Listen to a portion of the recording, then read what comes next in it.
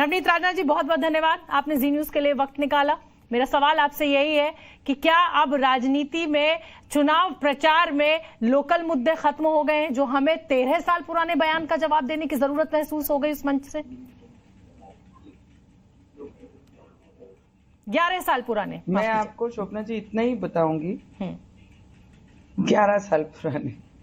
देखिए, जब जो मंशा 11 साल पुराना, इनकी हिम्मत इतनी मजबूत है ओवैसी जी की, छोटे की और बड़े की, कि ये खुलेआम जिस देश में रह रहे हैं उस देश के लोगों को खुलेआम धमकी दी जा रही है। अगर आप मंच से इतनी बड़ी धमकी दे रहे हैं तो हैदराबाद को इनको पाकिस्तान बनाना है, और ये चीज इस देश में रहने वाला व्यक्ति कोई बर्दाश्त नहीं करेगा।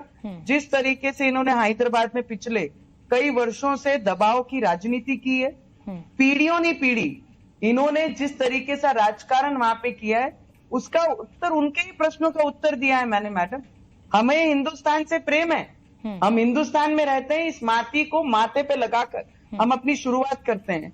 इन्हें कह दीजिए, ओबीसी जी को कह दीजिए, ओबीसी के छोटे और बड़े को दोनों को कह दीजिए कि इन्होंने अपने शब्दों में कह देना चाहिए भारत माता की जय। 5 वर्षों में पार्लियामेंट में जब भी भारत माता की जय के नारे लगते हैं, जी अपनी बात पूरी कीजिए, तो इन्होंने कभी अपना मुंह नहीं खोला, तो कभी अपने शब्दों से भारत माता की जय बोलते हुए मैंने 5 सालों में नहीं देखा है। इन्होंने 15 मिनट मांगे थे, मैं मेरे स्टेटमेंट के साथ आज भी उसी तरीके से डटी हूं कि इन्होंने 15 मिनट मांगे थे, और जिस देश में हम रहते हैं और इस देश को हम प्यार करने वाले लोग हैं, तो इनको 15 मिनट लगते होंगे, हमें सिर्फ 15 सेकंड लगते हैं। इसमें कोई गलत बात नहीं है, कोई गलत बात नहीं है, ठीक है।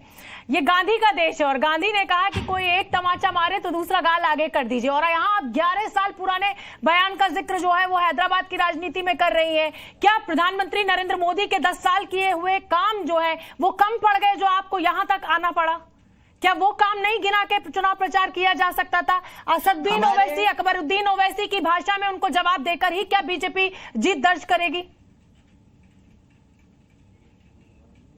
मैं आपको इतना जरूर बता सकती हूँ, पाकिस्तान को शांत करने के लिए मोदी जी ने ही किया है। कांग्रेस और एमआईएम तो पिछले कई वर्षों से पाकिस्तान के इशारों पे देश को नचा रही थी। आज पिछले 10 वर्षों में अगर पाकिस्तान शांत है, पाकिस्तान का हल्ला हमारे देश में नहीं है, तो उसका एक ही कारण है, हमारे मोदी जी। मोदी जी के कार्य को अगर मैं गिनने लग जाऊं तो मुझे लगता है पूरा महीना खत्म हो जाएगा, और मोदी जी के विकास कामों की गिनती खत्म नहीं होगी। जिस तरीके से ये राजकारण हैदराबाद में कर रहे हैं, पूरे देश में हेट्रेड फैलाने की कोशिश पिछले कई वर्षों से कर रहे हैं। पार्लियामेंट में 3 तलाक की बात होती है, तो इनके बयान जब आते हैं, 33% आरक्षण जब महिलाओं को देने की बात आती है, तो ओबीसी एक ऐसे मेंबर है, मेंबर ऑफ पार्लियामेंट, जो इसका विरोध करते हैं। ये मोदी जी ने जो आरक्षण देने का काम किया महिलाओं को, उसका भी विरोध किया, 3 तलाक का भी विरोध किया, 370 का भी विरोध किया, राम भगवान के मंदिर के लिए भी ओबीसी ने खुलेआम विरोध किया। उन्होंने कहा बाबरी थी, बाबरी है और बाबरी रहेगी, राम मंदिर था, राम मंदिर है और राम मंदिर रहेगा।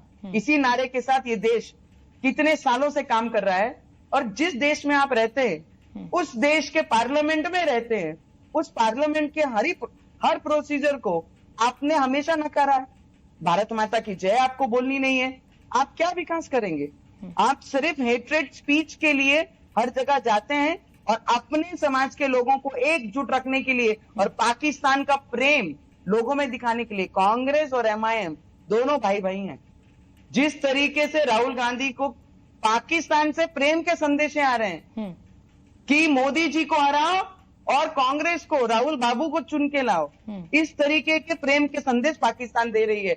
हम तो हिंदुस्तानी है भाई, हम तो हिंदुस्तान में रहते हैं और हिंदुस्तान की मट्टी से प्रेम करते हैं। आपने कहा हिंदुस्तान के विरोध में काम करेगा, उसके विरोध में हर एक हिंदुस्तान। जी नवनीत जी, आपने कहा कि हैदराबाद को पाकिस्तान बनाने की कोशिश कर रहे हैं असदुद्दीन ओवैसी और अकबरुद्दीन। क्या इस देश की पुलिस पर, इस देश की सरकार पर, केंद्र में आप हैं और तेलंगाना में कांग्रेस की सरकार है, क्या आपको बिल्कुल यकीन नहीं है, इस देश की सेना पर आपको यकीन नहीं है कि 2 शख्स अकबरुद्दीन ओवैसी और असदुद्दीन ओवैसी हैदराबाद को पाकिस्तान बना देंगे? ये तो जनता को भ्रम में रखने वाली बात हो गई ना। हमें हमारे सैनिकों पर हमको पूरा विश्वास है।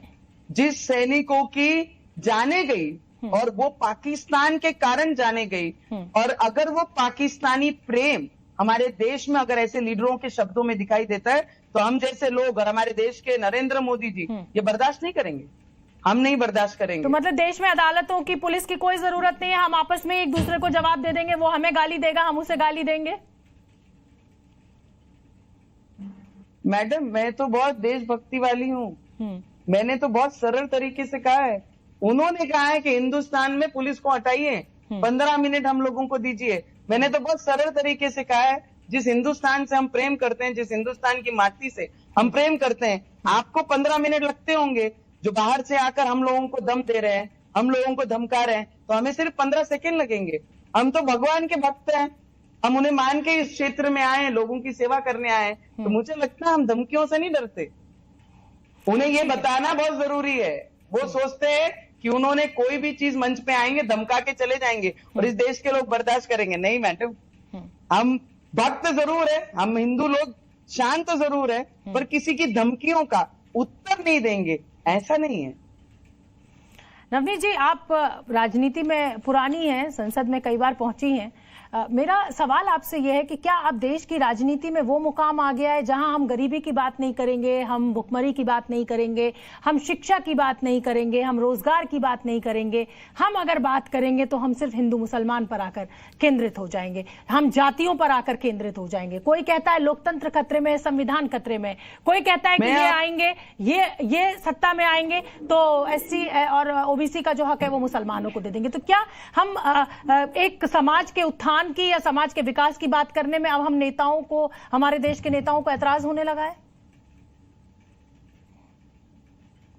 आप देखिए हमारे पार्लियामेंट के स्पीच, आप देखिए हमारे नरेंद्र मोदी जी की स्पीचेस, आप देखिए पिछले 10 वर्षों में जो जीडीपी का जो पोजीशन थी 10वें स्तर से हमारे देश को 5वें स्तर पे मोदी जी ने लाया। कई करोड़ घर गरीबों को मोदी जी ने दिए। एजुकेशन में गवर्नमेंट मेडिकल कॉलेज बनाए, एम्स को लाने में और एम्स को सबसे ज्यादा देश में और नंबर्स बढ़ाने में मोदी जी ने काम किया।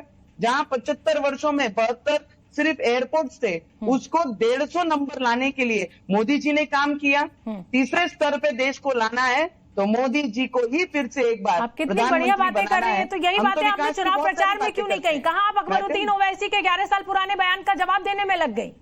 क्योंकि आपको ये लग रहा था कि अगर मैं अकबरुद्दीन की बात करूंगी तो ध्रुवीकरण होगा। कितने बढ़िया आपने काम गिनवाए मोदी जी के, तो ये आपने क्यों नहीं गिनवाए वहां से? मैंने सब गिनवाए मैडम, आपने सुने नहीं होंगे। मेरे हर स्पीच में अगर आपने देखा तो गरीबों को, गरीब महिलाओं को, आने वाले समय में इतने करोड़ लोगों को आज भी 75 वर्षों के बाद भी, कांग्रेस के राज्य के बाद भी 10 वर्षों में हमने पानी की बात की है, हमने लाइट पहुंचाने की बात की है, हमने घर देने की बात की है, हमने मेडिकल कॉलेज बनाने की बात की है, हमने नर्सिंग कॉलेज बनाने की बात की है, हमने एयरपोर्ट डबल नंबर करने की बात की है, हमने 10वें स्तर पे 5वें स्तर पे जीडीपी लाके खड़ी की, अभी 5वें से तीसरे पे लाके खड़ी करेंगे। 75 वर्ष कांग्रेस ने सरकार चलाई, पर ये सब चीजें 75 वर्षों के बाद भी अगर मोदी जी को काम करना पड़ रहा है तो ये सोचने वाली बात है इस देश में कि कांग्रेस ने 75 वर्षों में किसका विकास किया, खुद के तो परिवार का किया या देश का किया? देश का 75 वर्षों में नुकसान किया। हाँ, नवनीत जी, कभी आप हनुमान चालीसा पढ़ने बैठ जाती हैं, कभी आप इस तरह का बयान दे देती हैं, तो क्या माना जाए कि ये राजनीति का एक न्यू नॉर्मल है कि हमें सत्ता पानी है, सत्ता में रहना है, तो खबरों में रहना है, तो कुछ ऐसी बात कीजिए कि खबरों में बने रहें। शायद आप मोदी जी के इतने काम गिनाती तो शायद आज आप मेरे साथ इंटरव्यू में नहीं होती, लेकिन अब आपने ऐसा बयान दे दिया तो मुझे भी आपसे बात करनी पड़ी। ये न्यू नॉर्मल है? देखिए, मैं आपको इतना जरूर बता सकती हूँ, न्यू नॉर्मल नहीं है। ये न्यू नॉर्मल कभी था ही नहीं। जब पाकिस्तान के इशारों पे देश नाच रहा था, जब कांग्रेस की सरकार में, तब आपने ये प्रश्न क्यों नहीं किया? क्योंकि मुझे कभी ऐसा लगा नहीं कि पाकिस्तान के इशारे पर हमारा देश चल रहा है। हम कभी इतने कमजोर हुए ही नहीं नवनीत जी। पाकिस्तान को तो 2 टुकड़ों में बांटने वाला ये हिंदुस्तान देश रहा है, तो इसलिए मुझे कभी ऐसे सवाल पूछने की जरूरत नहीं पड़ी, इसलिए मैंने आपसे ये सवाल किया। मैं आपको ये बता सकती हूँ, कोई अगर आस्था पे बात करेगा मेरे तो उसे जवाब जरूर दिया जाएगा। ठीक है। हम जिस देश में रहते हैं ना, as a member of parliament, जो मेरा कर्तव्य मुझे बताता है वो मैं अच्छे तरीके से अपने क्षेत्र में जरूर करती हूँ। ठीक है, बहुत बहुत धन्यवाद नवनीत जी मुझसे बात करने के लिए, जी न्यूज के लिए वक्त आपने निकाला। ढेरों शुभकामनाएं आपको, और 4 जून को जब नतीजे आएंगे तब फिर एक बार आपसे बात होगी।